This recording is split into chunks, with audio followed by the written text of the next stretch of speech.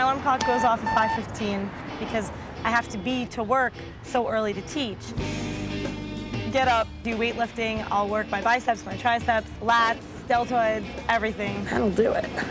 Get the bathing suit on, jump into the pool. So breaststroke, backstroke, and side stroke. Do several laps and work on different techniques. Go back to my apartment, gotta shower, get dressed. You gotta blow dry the hair, especially in the wintertime. Gotta eat breakfast before you leave too. Gotta have that bowl of Cheerios. Make my lunch, because you gotta have the little brown bag lunch, you know? Crunchy peanut butter. Get in my car, drive up the West Side Highway. From there, pull into the parking lot, and 8 o'clock, I'm in that classroom. Okay, we're good to go. Let's start the day. Okay, notebooks out. So I want you to write down 5 flaws that you see in yourself. Remember, they can be physical, emotional, mental, etc. There's almost an aura she gives off that kids want to be around. One of my flaws is that I worry too much about simple things. As a teacher, she's motivational. You could tell by the way the kids just adhere to her. A flaw? Wait, I can't think for myself. I can't. She's a very positive force in our school, and I think that's a blessing. I did not make that up. People have come up to me, what's wrong with you? What happened to you? Like it's something bad. And then I realized that they were actually talking about my chair. Personally, I don't see that as a flaw. It's just who I am.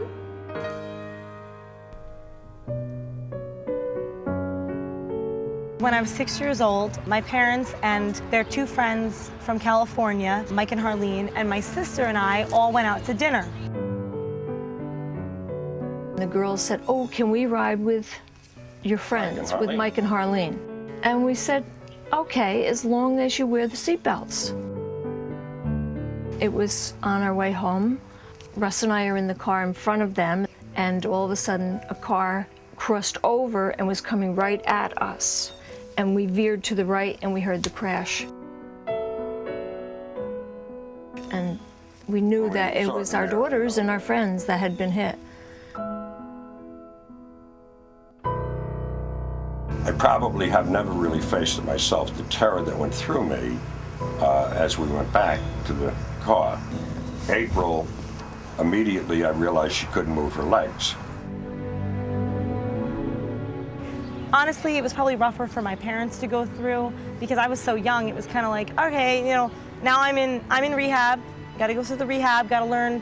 Basically, I kind of thought to myself, all right, well, I can't walk anymore, so I'll just use this chair to get around.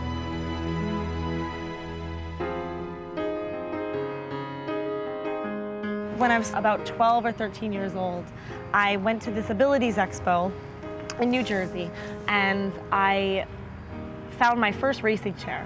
And when I saw the racing chair, I knew that that was for me. It was speed, it was excitement, and you had to be strong to do it.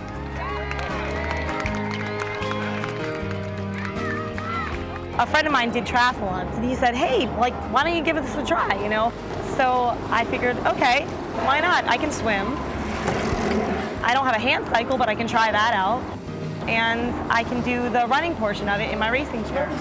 You can see I'm starting to build my triathlon wall on the left.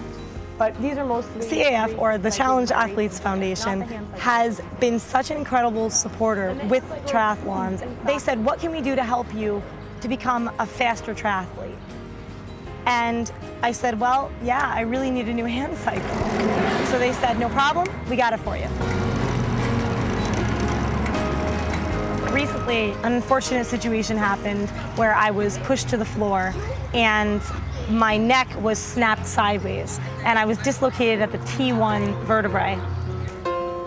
I was on the phone with my mom and my dad, and I remember I told them that I couldn't race competitively in my racing chair anymore.